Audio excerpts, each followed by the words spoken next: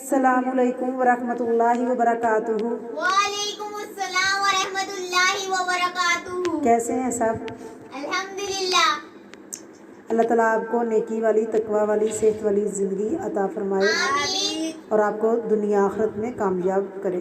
आमीन। आज हम पढ़ेंगे हज़रत अबू बकर सदीक़ के बारे में। सुलह हुदैबिया के वक़्त उनका किरदार क्या था। जो शराइत थी, मुसलमानों को इस पे बहुत रंज था और मुसलमानों को लगता था कि उसमें हमारी शिकस्त है। बड़े बड़े सहाबी हज़रत उमर रज़ियल्लाहु ताला अन्हु जैसे सहाबी भी उनकी शराइत के बारे में थोड़े परेशान हो गए।